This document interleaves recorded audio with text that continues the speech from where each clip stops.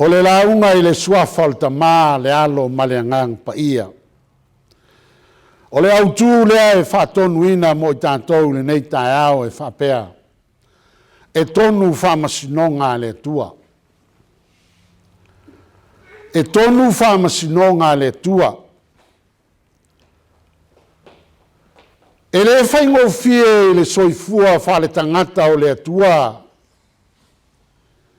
O na mafuta pe au mau i se nofuanga o loo ta fili sau noa ai le li o le lalolangi po o le te apolo.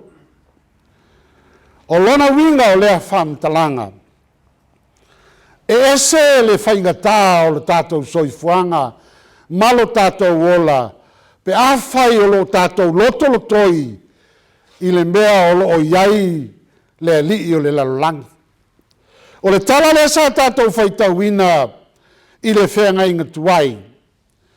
Whai mai, o lo tātou mafuta i le soifuanga nei.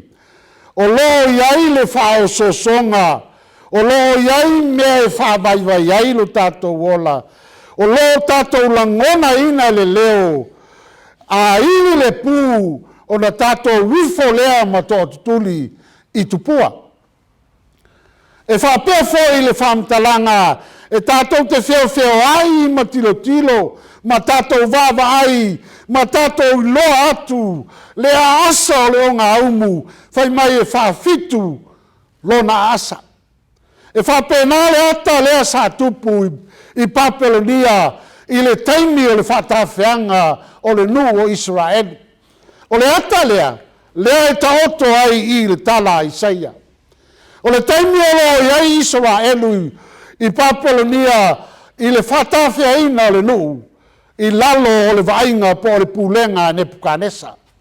Whai mai leo le tala, e vava ai Israelu ma mata i tupua au o tau ngalo ai le tua soifua o le na whaia i la tau. Whai mai leo le whai upu le i o te fia wha mawhaina.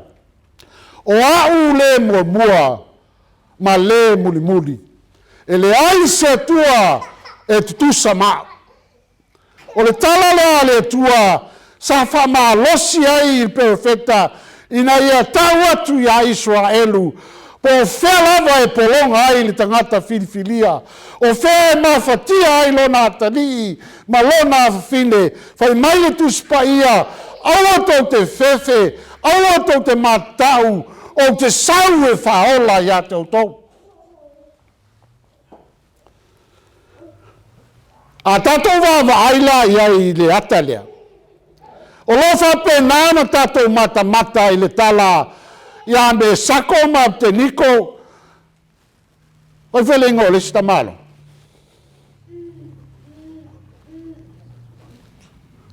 Me sako ap te niko.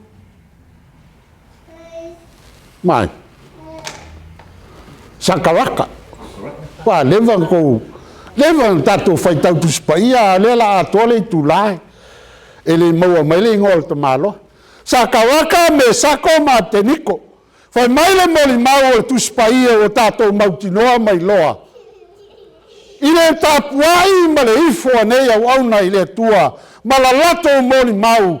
E lema whai o na whai titia.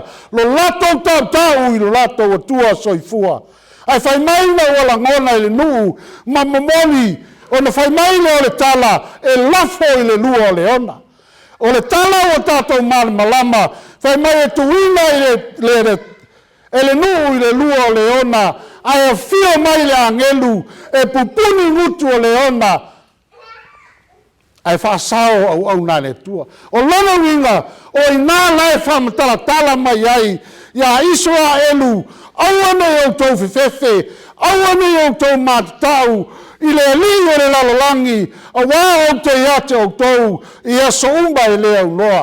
O te saufoi, ina i a whaola iate au tau.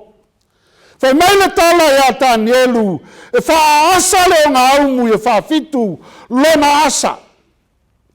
Ai whai mai wa tu wina o ngā wauna i te tonu o leo ngā umu, ai a whio ifo le angelu, ma whasao i a te ia. E whape nāle wawa ai, a le atua ma le tuspaia i le whanau a le atua po ona tangata pe a whai tātou te whapeai fo. Lo atua o le muli ma le mua ia tau e le ai seisi atua e tutusa maia.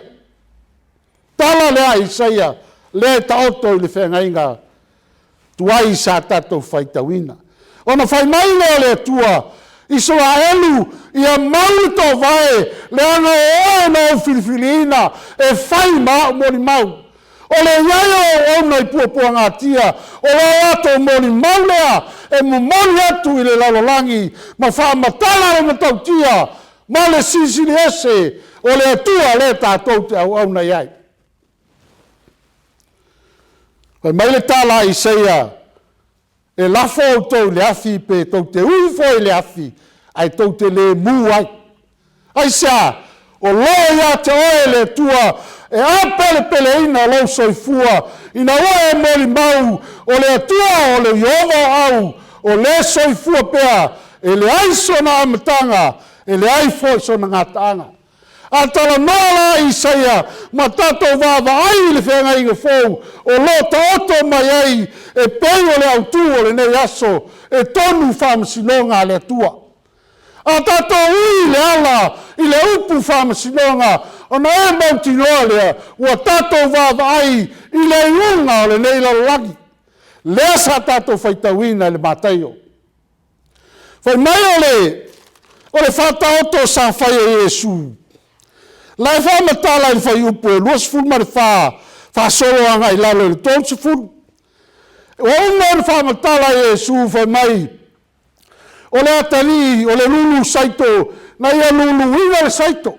Ua mamoe le po, a e luatu le o lo le anga po le tia apolo, po le ita mai, ma lulu ina ai le tia tania. O le tupu le maola e whai mai le o wauna. Yesu, sa e lulu ina le saito le lei. Ai peitai, ua tupu I whai ma le titania.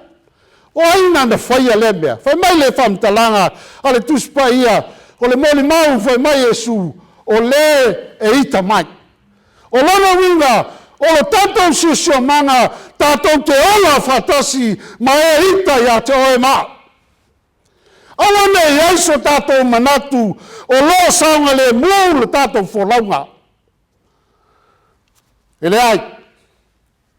O le whaolanga le tangata o le atua, whai mai le tala le tuspa ia, e ola whatasi le titania, ma le saito.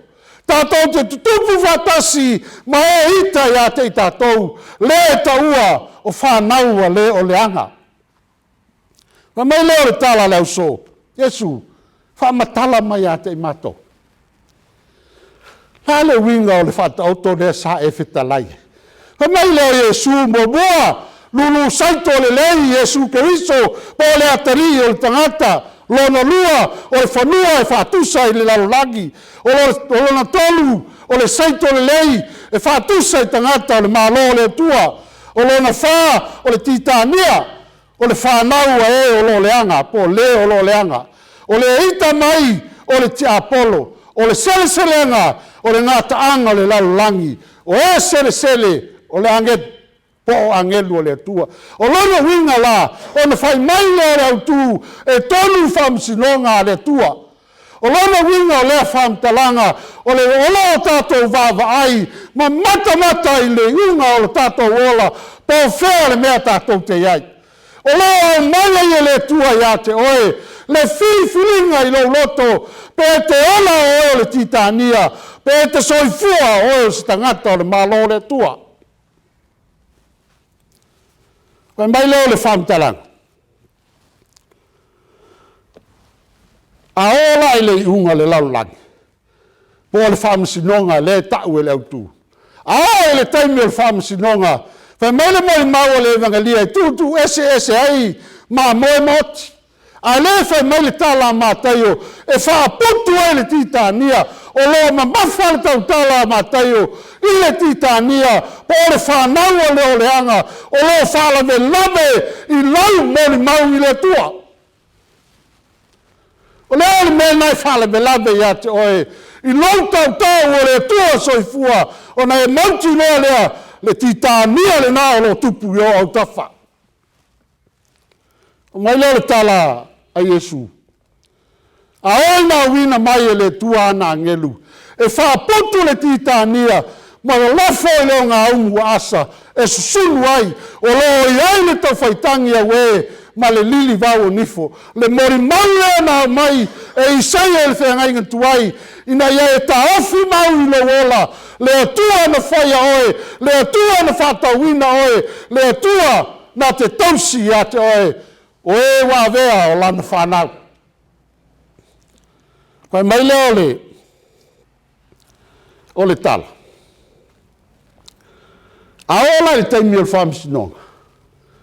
Whamisinonga ia tātou te whanongolongo o tuai nei, isi o tātou o tunu ma le tere lalolangi. E sa ili mo le mau. Se ilonga e mauani mo le mau. O le whamisinonga o na futa sa ili lea ma vai ili. E whai mai whai le whamitalanga. E toi whaita wina e whamisinonga. Le winga o tūla whono. O lo tātou wolai. O le whamisinonga lea le tua. Whai mai le tala whalinga. I le mtaupu e lua sifulu. E whawhala ai e le tua tusi. Ma toi whawhala ma le tasi tusi. E tau o le tusi o le ola. O na whamasino i nai lea. O ea mio le anga i a lato wa mio. O lota auto ai nai le tala Ioane. I le whalinga. Nā o tangata mio le anga. E whamasino ina. I le taimi lea. Aisa. Ua mawaa le sitianga, sa sitia ai le whanau o le tua, matali sua i le taisuanga le tamai mamoe, i le vani munimo. Ai o eifa mai le tua, e taitai e Jesu Keriso, i a whaia le whamsinonga, a e ang sala. Ai whaitau le iei o e man malama lea. Wai mai leo o le tala, e tolu tusi e whaunga i le whamsinonga le tua.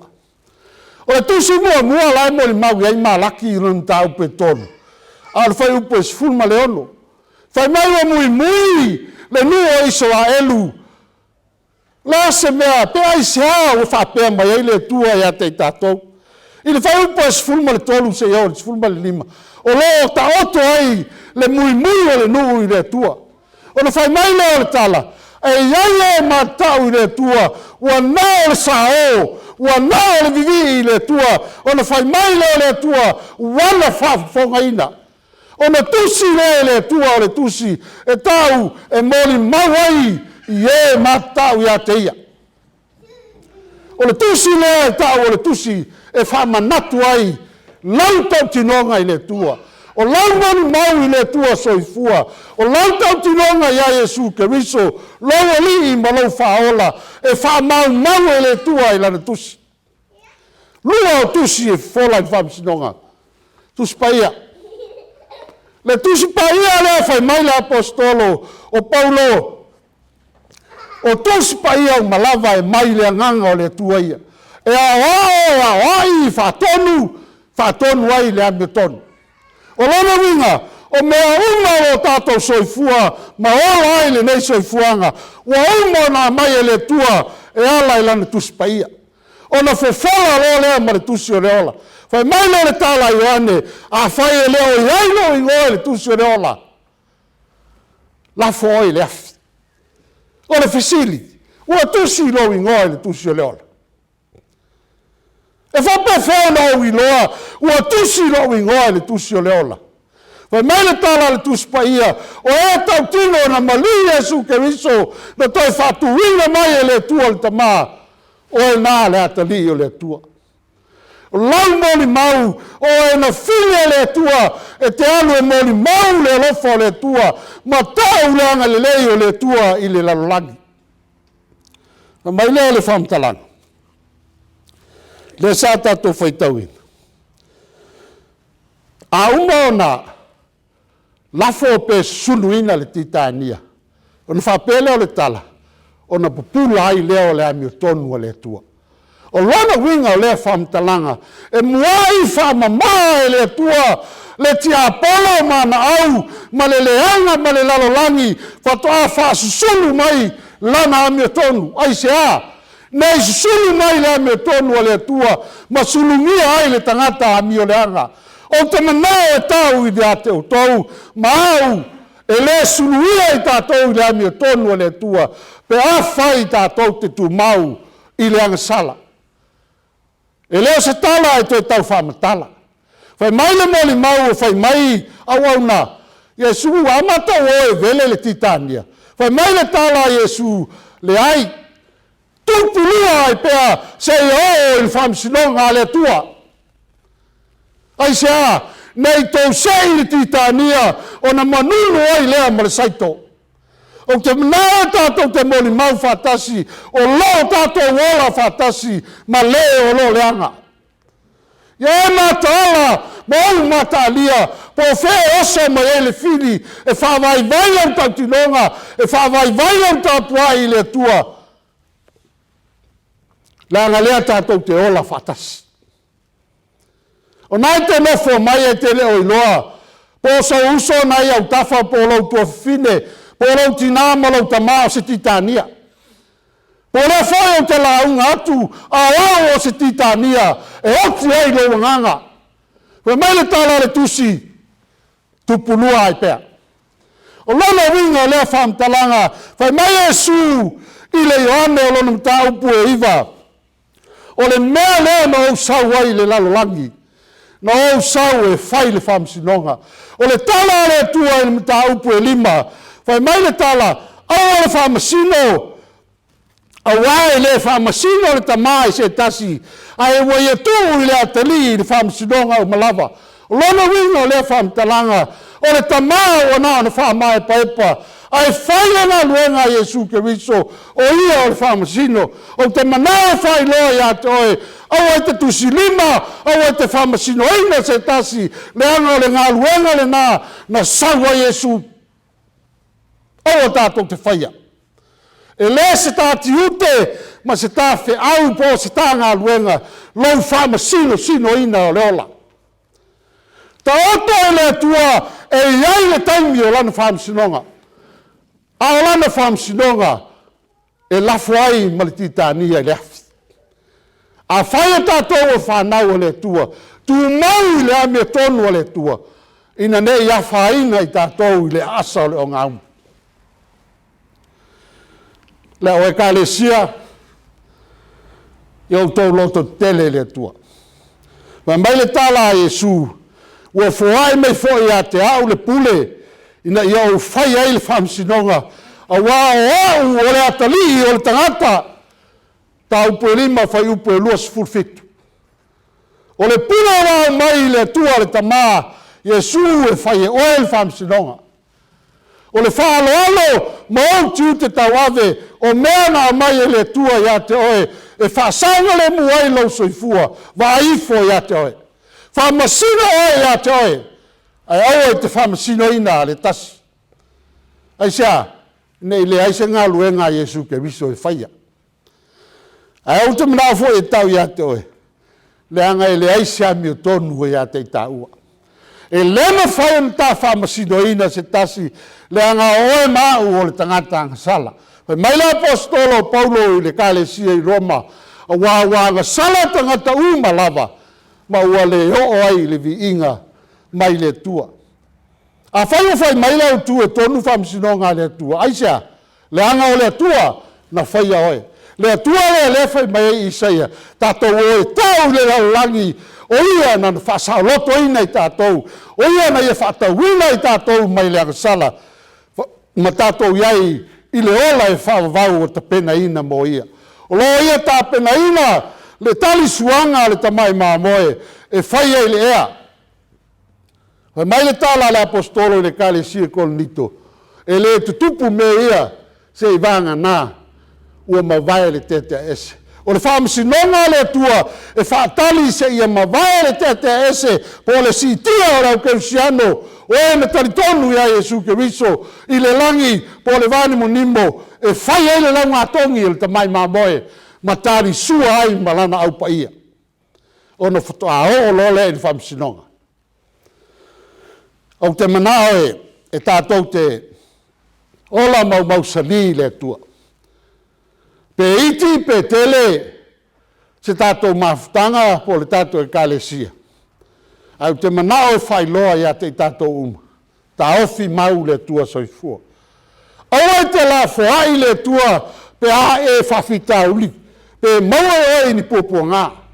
Aua te whisilingia lana pule le angai tofo i tātou e le tua i teimi o whaita. A whaita tātou te tū mau. Na te whaola ina i tātou. Tu mau le mori mau ia Yesu ke viso.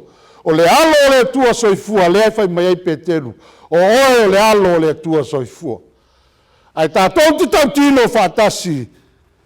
Na e maliu i le sātau o, na tu ina lau tino ni tunga mau. Tu e whātu ina mau e le tua le tamā. Ina ia ola lana whanau ang sala. Ono Yesu. Amen.